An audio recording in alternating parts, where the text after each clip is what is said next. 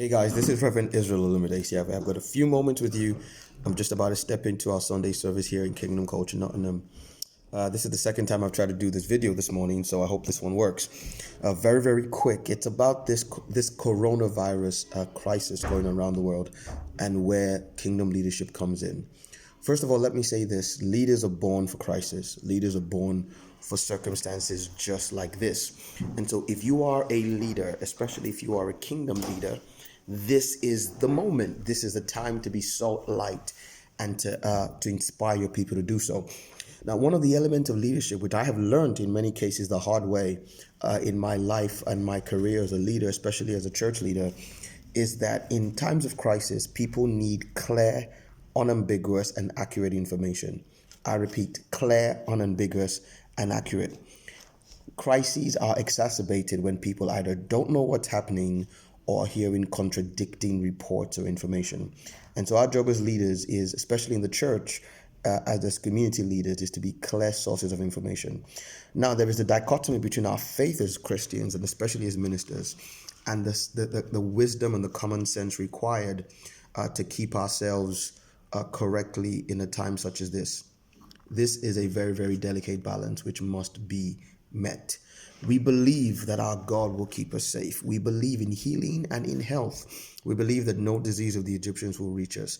On the other hand, I believe that I'm not going to die young, but if I jumped off a bridge or off the 25th floor of a high-rise building, what would God have to say to me on my way down? So common sense. Let's not call this a hoax. Let's not call it a media fabrication, because it clearly is not. It is real. There are facts. There's evidence.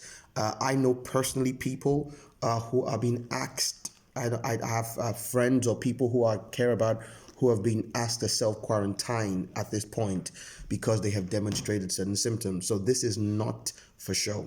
Now, also this brings up the dichotomy, because in certain parts of the world, especially in the United States, mega churches are going through a conundrum because gatherings over either 100, 250, or 500, depending on your state, have been canceled.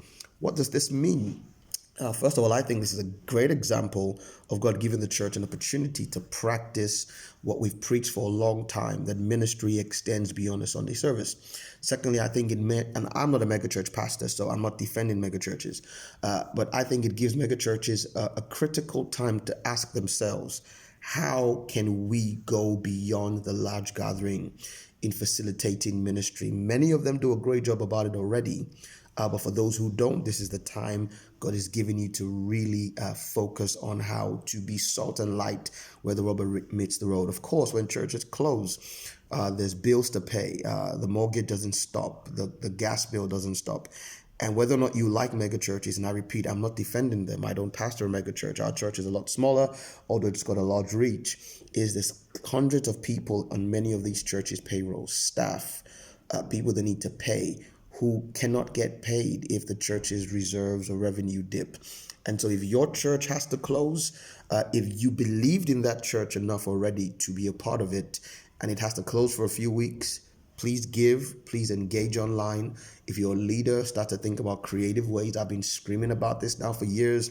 The future of ministry is engaging online. It doesn't replace physical contact, but in times like this, it's a great stopgap.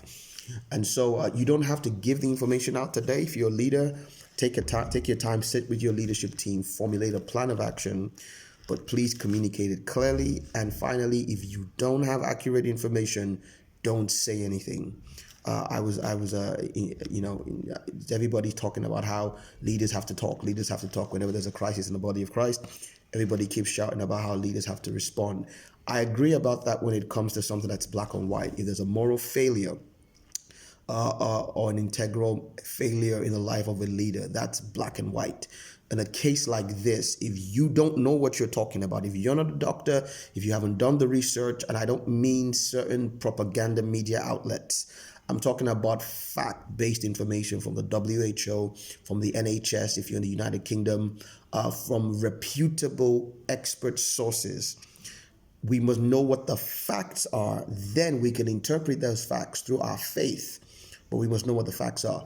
So, like I said, while I believe that I'm going to be fine and my family is going to be fine because God's going to keep us, if you start coughing straight into my nose, I'm going to put you in a headlock and squeeze real tight.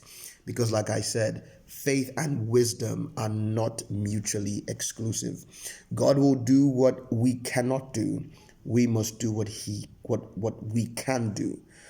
And finally, the question is, should churches be opened if they are allowed to be open? I say yes. If there is no legal restriction on your church, either because of its size or the part of the world where you are, then meet. Take common sense precautions. If you can carry hand sanitizer, do so. Don't go coughing in each other's faces. Don't go, wash your hands. There is a period. Anyway, you get the point of what I'm trying to say. Wipe your phone down every so often, but people need to belong to communities in such a time as this. And if you don't have to self isolate, please take the advantage of being a part of your church family. Of course, if you are demonstrating certain symptoms, then let your church know, I can't come in because I'm worried I might be able to give people something. And this goes beyond the coronavirus. It would be the same thing for a flu or something of that nature.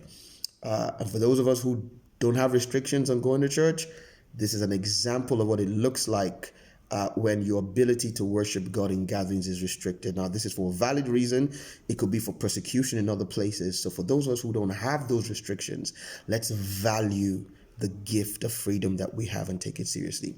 This has been Reverend Israel Olumide. Go and have a great service. I'm about to step into our church. It's about to go down. Take care. Bye-bye.